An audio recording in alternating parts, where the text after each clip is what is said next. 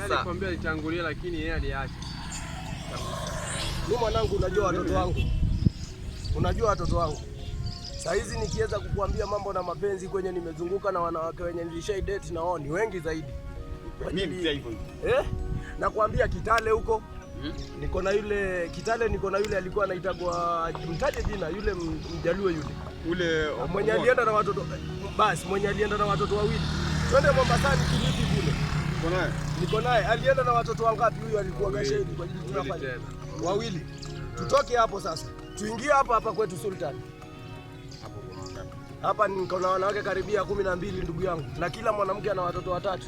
Na kila muwe danga, mimi nafahamu. Na kuna mmoja kwa nini uko naye? Yaani mwanaume saizi wanaume ndo wanadanga sio wanawake tena. Mimi nakujua. Toka juu hadi chini. Ule kwa sababu jirani yako pale juu ule bwana kapo ukimule. Ule pale kwa mama Zuena. Mwanangu mbona mnaniua? Chana huyo. Mfano mwingine pale hivi juu kwa kina Wakitumbo. Ndio hivyo, usimwambie mengine bwana, usimwambie ndio hivyo.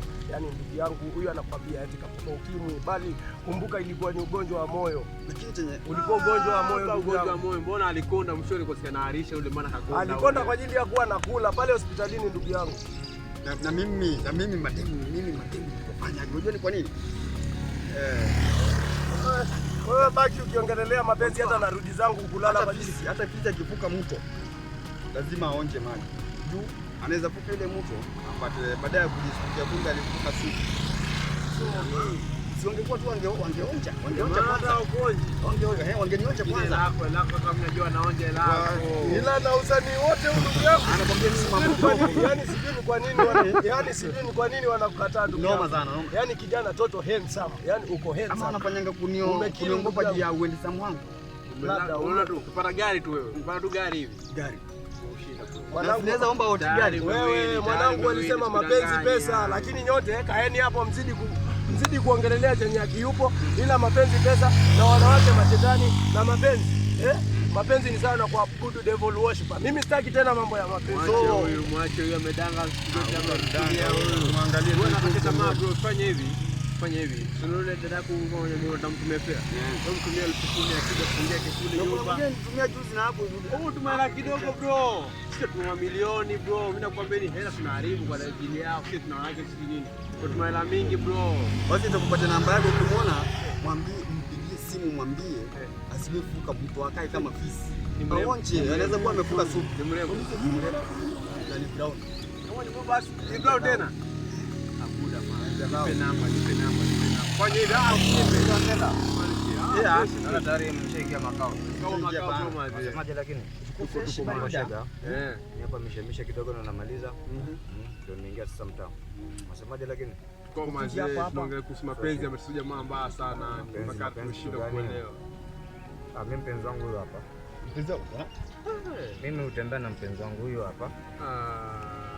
Ameshaamua hapa. Unajua heri mimi. Mapenzi yangu huyo hapa. Niko naye. Niko sawa. Huyu anakurudisha kabisa nini? Anakufurahisha. Nitafuta maudhi. Wengine ni maudhi tu. Na huyu anafanya kama ile mchezo mwingine ile ya kawaida. Ana huyu. Yaani wewe unatoshi mambo tosho. Hiyo nyingine pesa yako tu. Na kama kuna demu mwingine unataka kuongeza mzinga.